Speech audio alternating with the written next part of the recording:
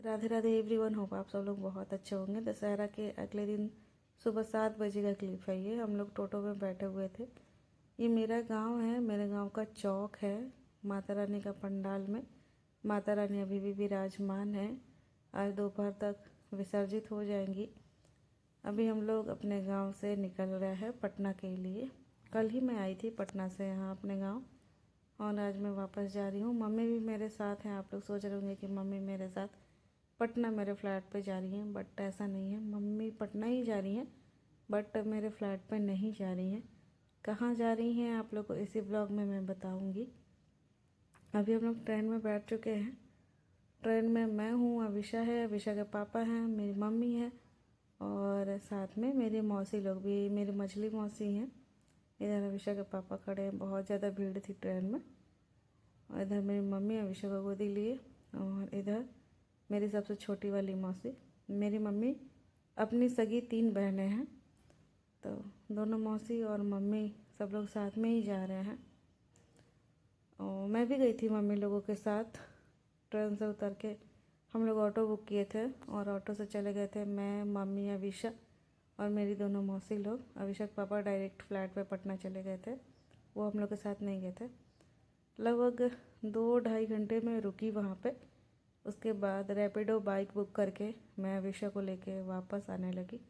आ गई वापस अपने फ्लैट पे, क्योंकि अविशा बहुत छोटी हैं और फिर दूध वगैरह मांगने लगती है ना। हर जगह मैं दूध लेके नहीं चलती हूँ ना, तो भूख लग जाती है मेरी बेटी को, तो इसीलिए फिर मैं वापस आ गई थी। घर आई, नहाई धोई, अविशा को नहलाई धुलाई, थोड़ा आराम की, क्योंकि सिर में बहुत तेज़ दर्द हो रहा था। इतनी तेज़ बारिश हो रही है लगभग 2-3 दिन से लगातार। बहुत ही ज़्यादा तेज़ बारिश हो रही है। वैसे मुझे बारिश बहुत ज़्यादा पसंद है, बट अभी मेरी बेटी अभिषा को सर्दी जुकाम लगी हुई है। तो वही मैं घर का जो पेराया हुआ सरसों का तेल रहता है अपने घर से लाई हूँ, मम्मी दी हैं। वही सरसों के तेल को गरम करके उसमें अजवाइन डाल के और लहसुन की कलियाँ छील के डाल के पका लेती हूँ, और उसी को, इसी वाले तेल को अविशा की अच्छी खासी मालिश कर देती हूँ इसी तेल से, और ये लहसुन अविशा को खिला देती हूँ। तो अविशा के जितनी भी सर्दी जुकाम बुखार सब गायब हो जाते हैं। लगभग 3-4 हज़ार की दवाई पिछले बार मैंने किया था, लेकिन अविशा ठीक नहीं हुई थी, और फिर इसी से ठीक हो गई थी। और अगले दिन का क्लिप अभी आप लोग देख रहे हो। खाना में मैंने बनाया था खिचड़ी, वो भी लौकी वाली खिचड़ी। खिचड़ी मेरी बेटी अविशा को बहुत ही ज़्यादा पसंद है, तो इसलिए मैं कोशिश करती हूँ कि बीच बीच में खिचड़ी बना दूँ। वो भी लौकी वाली खिचड़ी मेरी बेटी को बहुत ज़्यादा पसंद है, तो लौकी बीच बीच में हम लोग लाते हैं। अभिषेक पापा यहीं थे, तो वो भी खिचड़ी खाए थे और बोले थे मुझसे कि पापड़ भी बना दो, तो मैंने पापड़ भी छान दिया था। ये साबुदाना पापड़ अभिषेक के लिए मैंने छाना, और ये अभिषेक के पापा अपने लिए पापड़ लेके आए हुए हैं, राजस्थानी पापड़। और इधर जो है हमारा खिचड़ी बनकर तैयार हो चुका है, और पापड़ भी बनकर तैयार हो चुका है। तो अब हम तीनों लोग खाना खाएंगे। कल रात में आई थिंक मैंने रोटी सब्ज़ी बनाया था। मेरी अविशा को खिचड़ी इतना ज़्यादा पसंद है, बोलती है मम्मा मैगी बनाई हो। खिचड़ी को मैगी ही बोलती हैं अविशा। मम्मा मैगी बनाई हो, मैं बोलती हूँ हाँ आपके लिए मैगी बनाई हूँ। तो बहुत खुशी खुशी प्रेम से खा लेती है लौकी वाली खिचड़ी। और ये अभी आप लोग अगले दिन की क्लिप देख रहे हो। अगले दिन सुबह सुबह क्लिप है। अविशा के पापा लैपटॉप पे कार्टून दिखा रहे हैं अविशा को, क्योंकि हमारी अविशा को टीवी देखना बहुत पसंद आ रहा है। जैसा कि मैं इधर बीच नोटिस कर रही हूँ कि किसी के घर में अगल बगल या फिर जो ओनर अंकल है उनके यहाँ टीवी चल रही है, तो अविशा बहुत ज़्यादा अट्रैक्ट हो रही है टीवी से। किसी के घर में घुस जा रही हैं, तो इसलिए पापा इनके लैपटॉप पे ही दिखा रहे हैं। और अभी जो है शाम का टाइम हो चुका है। शाम के टाइम हम लोग टोटो पकड़ के फिर से निकल चुके हैं पार्क के लिए। अभिषेक बाबा मुझसे बोले कि तुम भी थोड़ा सा डिस्टर्ब हो, और अभिषा भी थोड़ा सा सर्दी जुकाम से परेशान है, तो चलो तुम दोनों को पार्क घुमा के ले आता हूँ। वैसे भी आप लोग देखते ही होंगे मेरे ब्लॉग में कि हम लोग अभिषा को बीच बीच में ले आते रहते हैं पार्क, मॉल भी ले जाते हैं, क्योंकि बच्चा कितना घर में बंद रहेगा, बच्चा का मन भी तो नहीं लगता है ना। तो इसीलिए मन लगाने के लिए इनका हम लोग ऐसा करते हैं। और मेरा भी मन नहीं लग रहा था, मैं भी थोड़ा सा परेशान थी, डिस्टर्ब थी, तो इसलिए हम लोग पार्क आ गए। अविशा हमारी पार्क के नाम पे ही बहुत ज़्यादा खुश हो जाती हैं, इतना खुश होती हैं, इनकी खुशियों की किसी की नज़र ना लगे। क्योंकि जब भी मैं अपने मुंह से तारीफ़ करती हूँ ना, मेरी बेटी या तो बीमार पड़ जाती है या फिर कोई ना कोई दिक्कत हो जाती है। अभिषेक के पापा ये भेलपुरी बटाटा पूरी, पता नहीं इसको क्या बोलते हैं, भेलपुरी या बटाटा पूरी, ऐसा ही कुछ बोल रहे थे अभिषेक पापा, जो कि ख़रीद के लाए हैं अभिषेक के लिए। और मुझे भी बोले कि तुम भी थोड़ा सा टेस्ट कर लो। यहाँ पार्क में तालाब भी है जो कि बहुत ही सुंदर प्यारा सा व्यू देता है, तो यहीं हम लोग सामने बैठ गए थे। अभिषेक भी हमारी भेलपुरी बटाटा पूरी जो भी है उसको टेस्ट कर रही थी, और मैंने भी किया। उसके बाद फिर हम लोग निकले आगे की तरफ। इधर फाउंटेन देख रहे हो आप लोग, फव्वारा कितना प्यारा लग रहा है ना, व्यू बहुत ही सुंदर आता है यहाँ का। और अभी अभिषेक बाबा लेके जा रहे हैं अभिषेक को झूला झूलाने, स्लाइडर एंजॉय कराने। बहुत खुश होती है, बहुत ज़्यादा। कोई भी बच्चा जब पार्क जाता है, स्लाइडर एंजॉय करता है, झूला झूलता है, तो खुश तो होता ही है। खुशी के साथ साथ बच्चे की फ़िज़िकल एक्टिविटी भी हो जाती है, मतलब बच्चा शरीर से थोड़ा दौड़ भाग लेता है, खेल कूद लेता है, तो ये बच्चे के लिए अच्छा भी है। तो इसीलिए बीच बीच में हम लोग लाते रहते हैं अभिषेक को, कि इनकी फ़िज़िकल एक्टिविटी भी होती रहे। मैं भी आ जाती हूँ तो मेरा भी मन थोड़ा सा बहल जाता है। एक्चुअली क्या है ना कि प्रकृति के साथ आप बैठोगे, थोड़ा टाइम स्पेंड करोगे प्रकृति के साथ ना, तो एक अलग ही सुकून फील होता है, एक पॉजिटिव वाइब आती है। पेड़ पौधों के बीच, खुली वातावरण में शुद्ध ऑक्सीजन मिलता है, तो अच्छा फील होता है। तो इसीलिए मैं भी बीच बीच में अभिषेक के बहाने ही आ जाया करती हूँ। फिर अभिषेक को मैंने झूला भी झुलाया, बोली मामा मुझे झूला झुला दो, क्योंकि और बच्चों के पापा मम्मी लोग झूला झुला रहे थे ना, तो इनको भी खूब शौक चढ़ता है। तो वही, पता है झूला झूलने का मन मेरा भी बहुत ज़्यादा होता है, बट यहाँ पे जो एम्प्लॉय लोग रहते हैं ना, वो मम्मी लोग को झूला नहीं झूलने देते, सिर्फ बच्चों को झूलने देते। और ये उसी दिन की क्लिप है, रात के लगभग 9 साढ़े 9 बजे की। अभिषेक पापा निकल रहे हैं लखनऊ के लिए। यूपी का ड्यूटी लग गया है फिर से, तो अभिषेक पापा जा रहे हैं लखनऊ वापस, जो कि अभिषेक बिल्कुल भी नहीं चाहती हैं कि अभिषेक पापा अभिषेक को छोड़ के जाएं, बट काम रहता है, ड्यूटी लग जाती है इनकी, तो जाना ही पड़ता है। ये अगले दिन की क्लिप है, आज की क्लिप है ये। मैंने हेयर वॉश किया, घर पूरा साफ़ सफाई करके, तो वही अभी मैं बाल सुखा रही थी खिड़की के पास खड़ी होके। हल्की हल्की धूप आ रही थी, अच्छी लग रही थी धूप। हे गाइस, तो अभी रात के 11 बज रहे हैं, पूरे के पूरे 11। मेरे घड़ी की बैटरी ख़त्म हो चुकी है, दिख नहीं रही होगी घड़ी आप लोग को। कल से घड़ी की बैटरी ख़त्म है, बट मैं भूल गई, मार्केट गई थी मैं दूध लाने, भूल गई, तो बैटरी नहीं ला पाई हूँ। कोई बात नहीं है, कल याद से लेके आऊँगी सुबह सुबह, और मैं अपने घड़ी में बैटरी लगा दूँगी।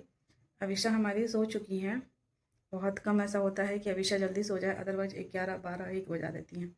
अगर दोपहर में जिस दिन सो गई ना, उस दिन 11 12 1 बज जाएगा, लेकिन जिस दिन दोपहर में नहीं सोती है ना, उस दिन टाइम पे थोड़ा सो जाती है, मतलब 10 साढ़े 10 सो जाती हैं। तो अभी सो चुकी हैं, मालिश वालिश मैंने किया था उनका, तो आराम से सो रही हैं।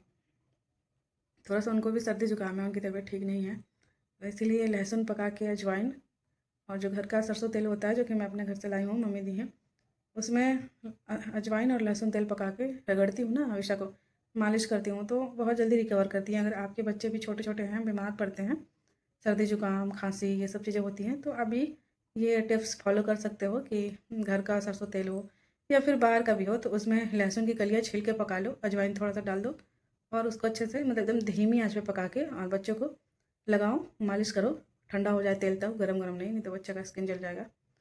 बच्चा बहुत जल्दी ठीक हो जाएगा, रिकवर कर ले। और मैं क्या कह रही थी कि कुछ दिनों से मेरे ब्लॉग नहीं जा रहे हैं, क्योंकि मैं ना थोड़ा सा डिस्टर्ब हूँ।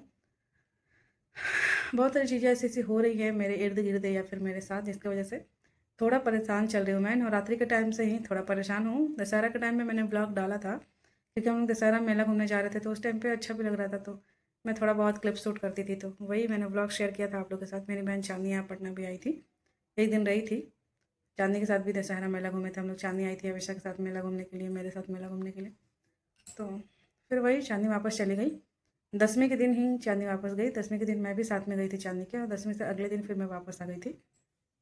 10वीं वाले दिन सुबह सुबह ही मम्मी का फ़ोन आया कि चांदनी को कि थोड़ा जल्दी आ जाना। मुझे भी मम्मी बोली कि आ जाओ यहाँ पे भी मेला घूम लेना।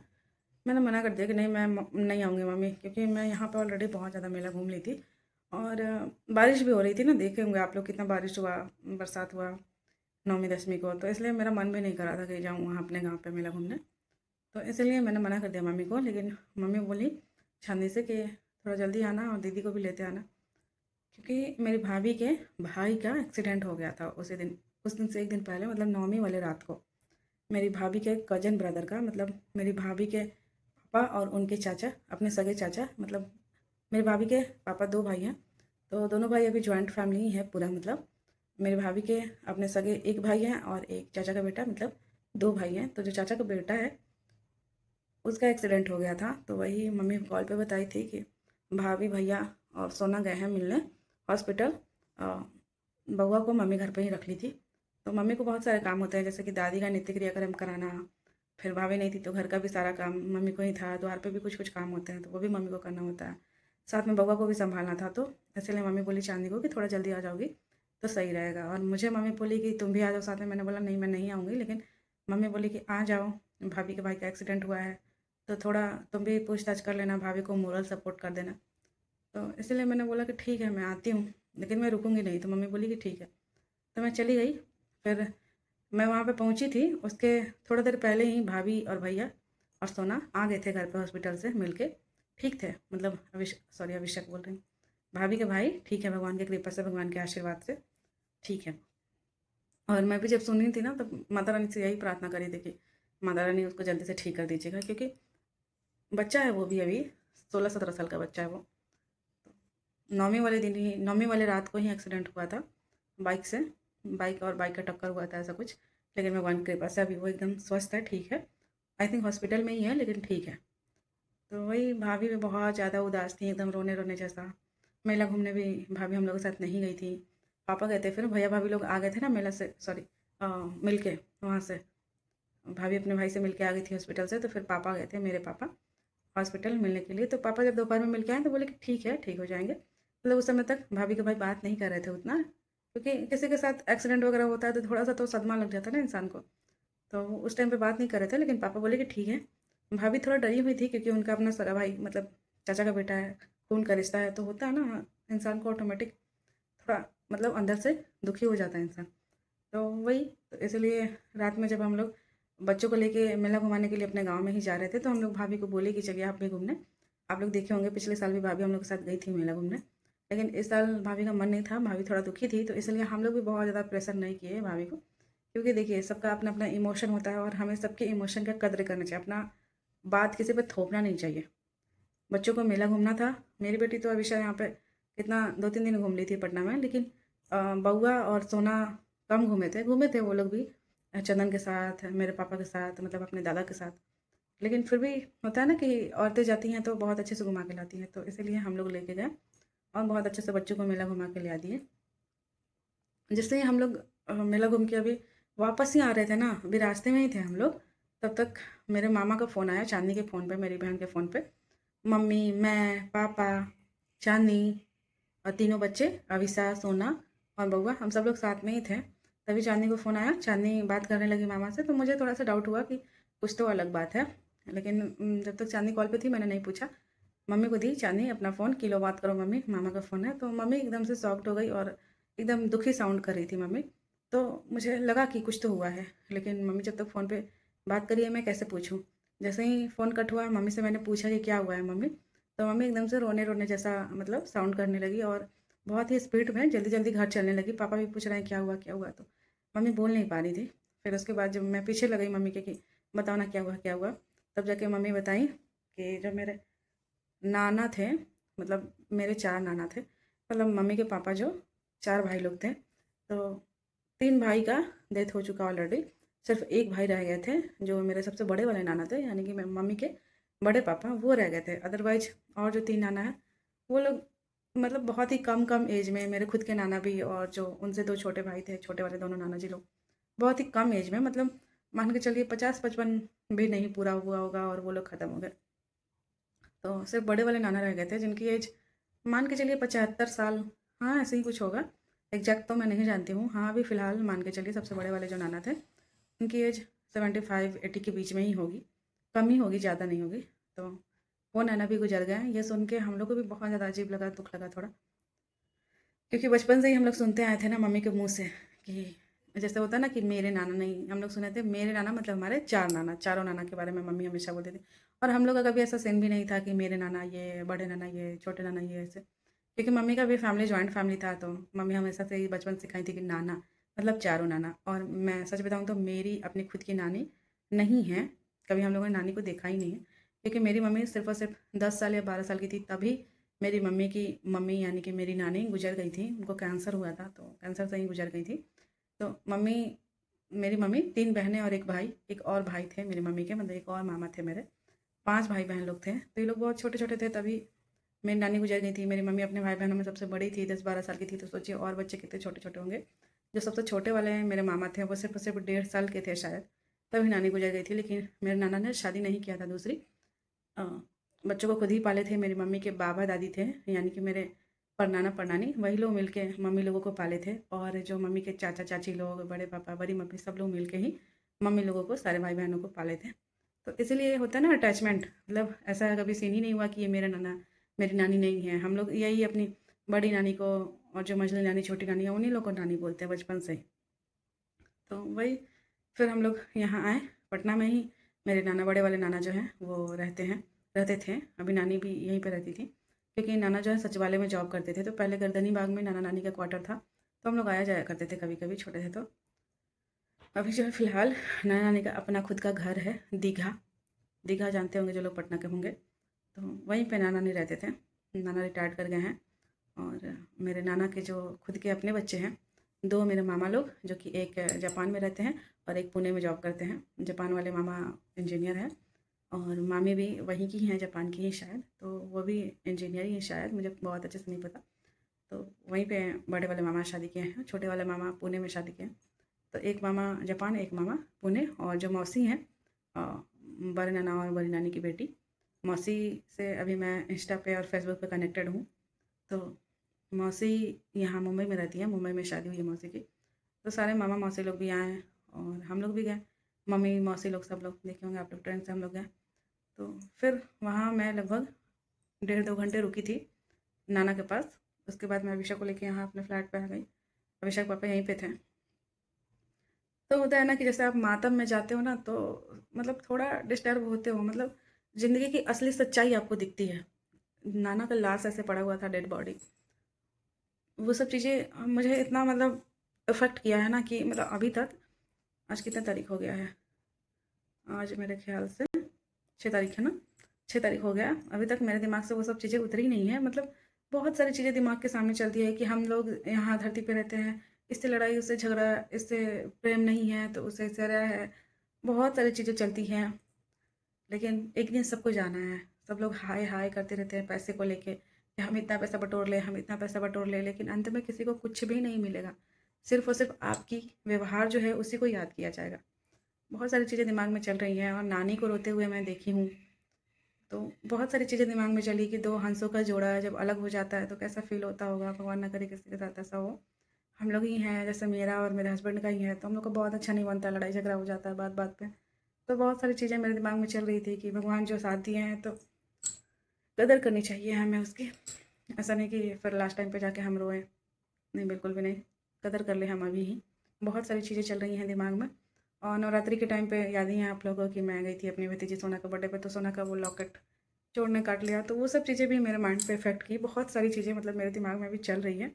और अभी अभिषेक पापा भी यहाँ पे नहीं हैं, अभिषेक पापा भी चले गए यूपी ड्यूटी। तो वो सब भी मतलब चीज़ें, जैसे अकेलापन मुझे लगता है, जैसे मैं ओवरथिंकिंग कर रही हूँ, मेंटली मैं डिस्टर्ब हूँ, बहुत सारी चीज़ें थोड़ा मुझे परेशान कर रही हैं, जिसकी वजह से मैं यूट्यूब पे इरेगुलर हो चुकी हूँ।